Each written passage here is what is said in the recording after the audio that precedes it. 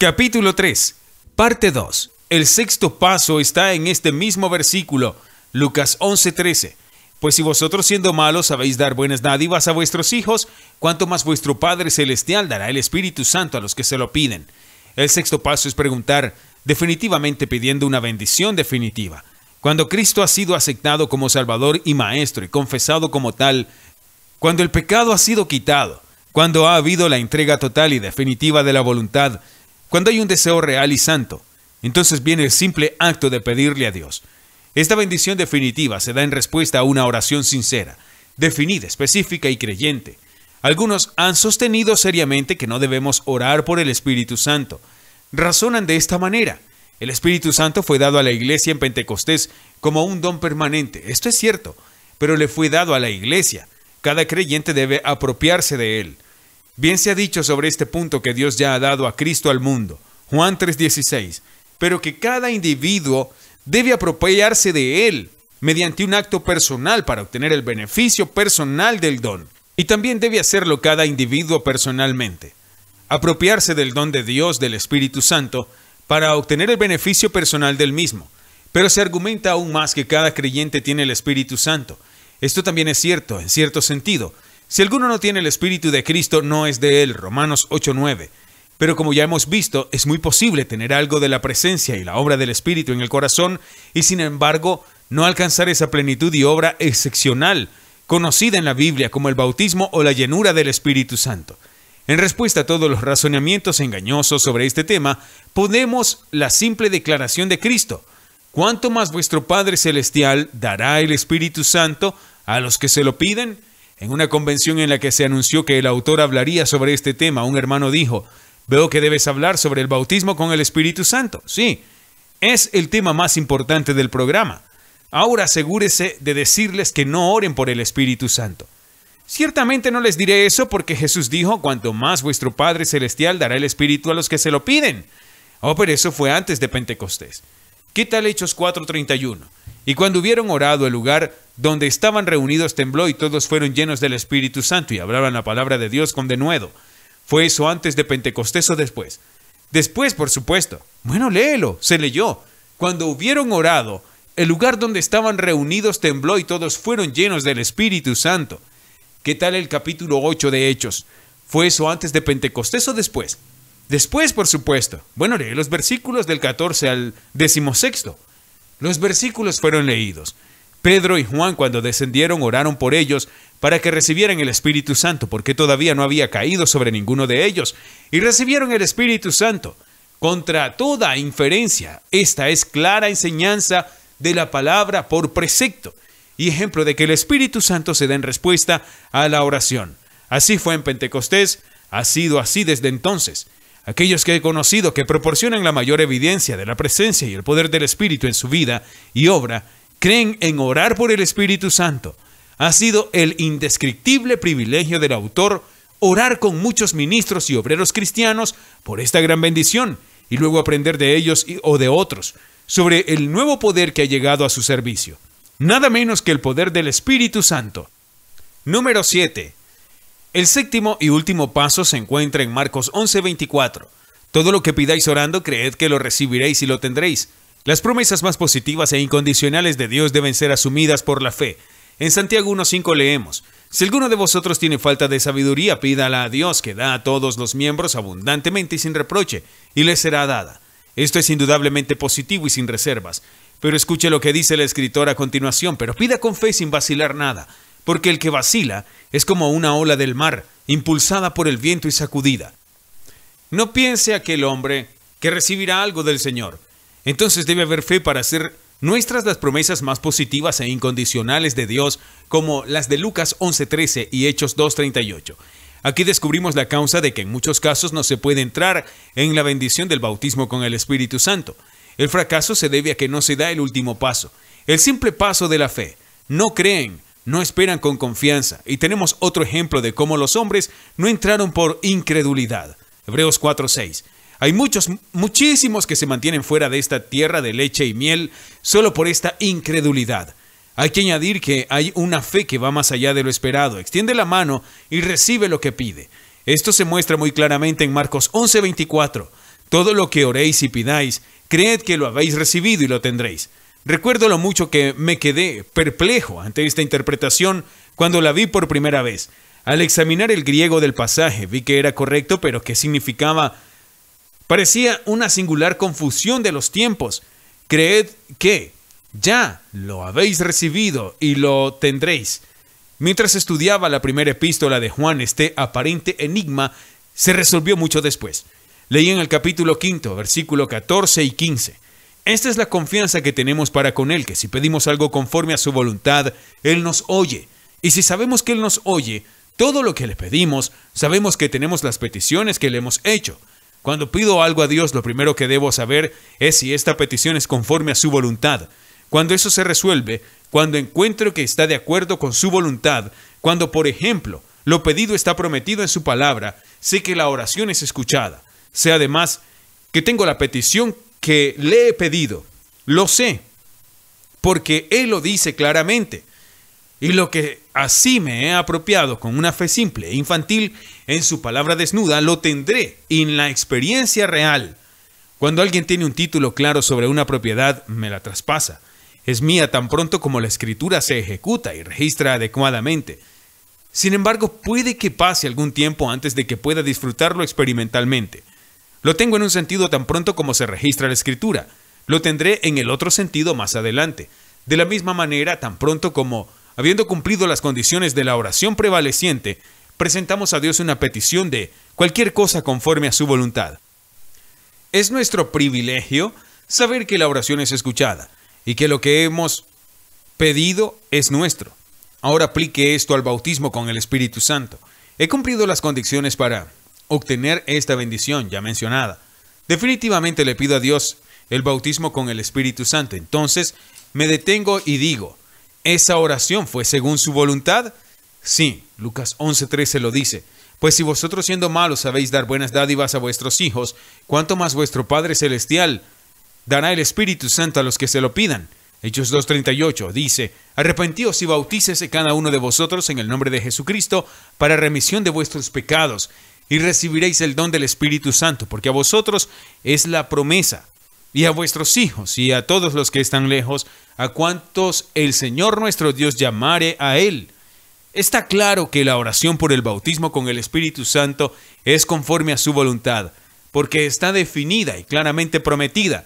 Entonces sé que la oración ha sido oída y que tengo la petición que le he hecho. Primera de Juan 5:14. Es decir, tengo el bautismo con el Espíritu Santo. Tengo entonces el derecho de levantarme de mí, arrodillarme y decir con autoridad todo suficiente de la palabra de Dios, tengo el bautismo con el Espíritu Santo.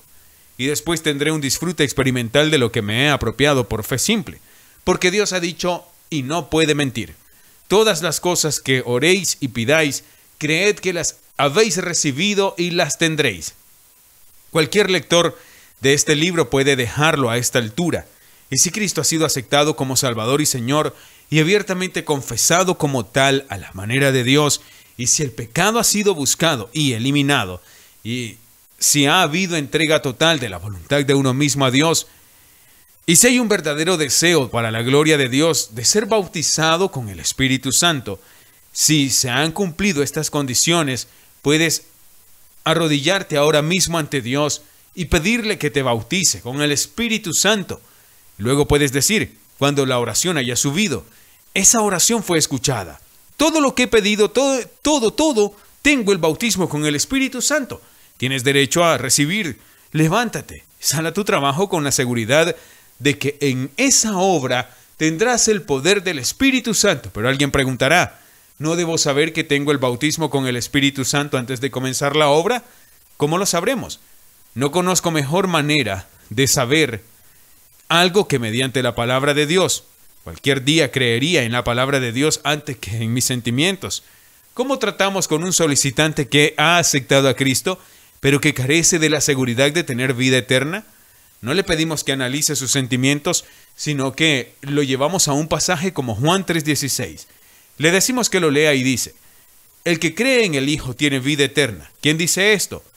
Le pedimos. Dios lo dice. Es verdad. Oh, ciertamente es verdad, Dios lo dice. ¿Quién dice Dios que tiene vida eterna? El que cree en el Hijo. ¿Crees en el Hijo? Sí. ¿Qué tienes entonces? Oh, no lo sé todavía, no siento que tenga vida eterna. ¿Pero qué dice Dios? El que cree en el Hijo tiene vida eterna. ¿Vas a creerle a Dios o a tus sentimientos? Mantenemos al investigador ahí mismo hasta que, ante la simple y desnuda palabra de Dios, sintiendo o sin sentir, dice, sé que tengo vida eterna porque Dios lo dice, y luego llega el sentimiento. Trátate a ti mismo en este asunto del bautismo con el Espíritu Santo, tal como tratas a alguien que pregunta en materia de seguridad. Asegúrate de haber cumplido las condiciones y luego simplemente pregunta, reclama, actúa. Pero alguien dirá, ¿será como antes? ¿No habrá ninguna manifestación? Lo más seguro es que habrá alguna manifestación. A cada uno le es dada la manifestación del Espíritu para provecho. 1 Corintios 12:7. Pero, ¿cuál será el carácter de la manifestación y dónde la veremos? En este punto, donde muchos se equivocan. Quizás hayan leído la vida de Charles Finney o Jonathan Edwards y recuerdan cómo grandes oleadas de emoción eléctrica recorrieron a estos hombres hasta que se vieron obligados a pedir a Dios que retirara su mano para no morir de éxtasis. ¿O han ido a alguna reunión y han escuchado testimonios de experiencias similares y esperan algo así? Ahora bien, no niego la realidad de tales experiencias. No puedo. Es digno de creer el testimonio de hombres como Finney y Edwards.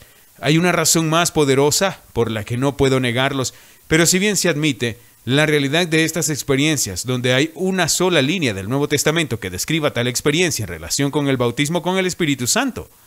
Cada manifestación con el Espíritu Santo en el Nuevo Testamento fue en nuevo poder en el servicio. Mire, por ejemplo, 1 Corintios 12, donde se trata este tema de la manera más completa. Y observe el carácter de las manifestaciones mencionadas. Es muy probable que los apóstoles tuvieran experiencias similares a las de Finney y Edwards y de otros.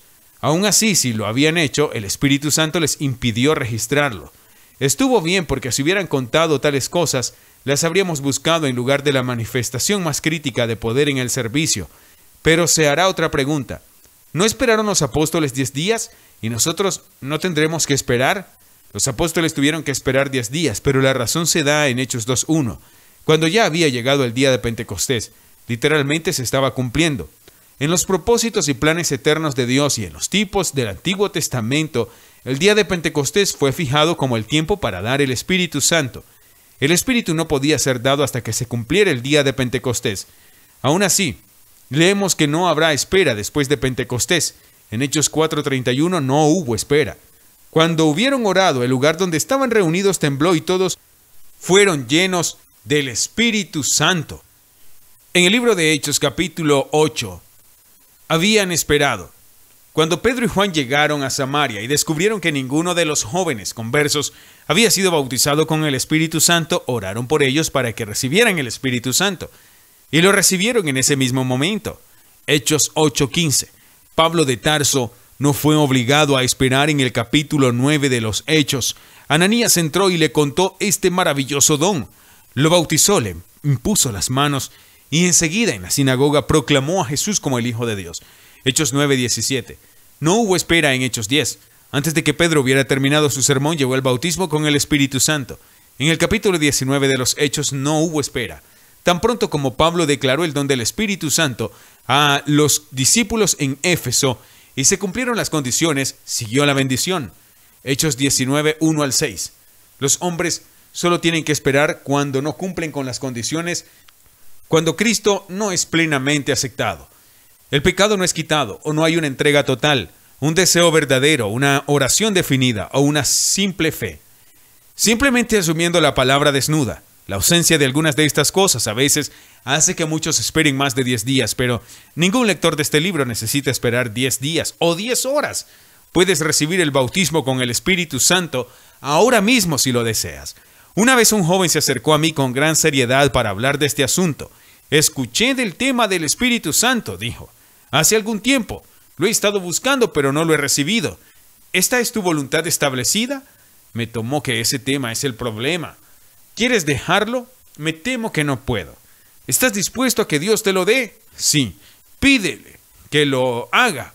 Nos arrodillamos en oración y él le pidió a Dios que hiciera su voluntad para él. ¿Escuchó Dios esa oración? Debió haberlo hecho, fue según su voluntad. ¿Está tu voluntad establecida? Debe serlo. Entonces pídele a Dios el bautismo con el Espíritu Santo. Él hizo esto. ¿Fue esa oración conforme a su voluntad? Sí. ¿Se escuchó? Seguramente. ¿Tienes el bautismo con el Espíritu Santo? No lo siento. Eso no es lo que te pregunté. Lee estos versículos de nuevo. La Biblia estaba abierta en 1 de Juan 5:14 ante él y leyó: esa es la confianza que tenemos en Él, que si pedimos algo conforme a su voluntad, Él nos oye. Espera un momento. ¿Fue esa oración conforme a su voluntad? Ciertamente lo fue, dijo él. ¿Fue escuchada? Lo fue. Entonces sigue leyendo, le dije. Y si sabemos que Él nos escucha en todo lo que le pedimos, sabemos que tenemos peticiones que le pedimos. Entonces le hice esta pregunta. ¿Saber qué? ¿Que tenemos las peticiones que le pedimos? Sí. ¿Cuál fue tu petición? El bautismo con el Espíritu Santo. ¿Lo tienes? No lo siento. Pero Dios lo dice y debe haberlo hecho. Unos días después lo encontré nuevamente y le pregunté si había recibido lo que había pedido con simple fe. Con una expresión feliz en su rostro respondió: sí. Por quizás 2 años lo perdí de vista y lo encontré preparándose para el ministerio y ya predicando. Dios estaba honrando su predicación con las almas salvadas. Y un poco más tarde lo usó con otros como un medio de gran bendición. Al seminario teológico donde estudiaba también había decidido servir a Cristo en el campo extranjero. Cualquier lector de este libro puede reclamar y recibir lo que afirmó por fe simple y recibió de la misma manera.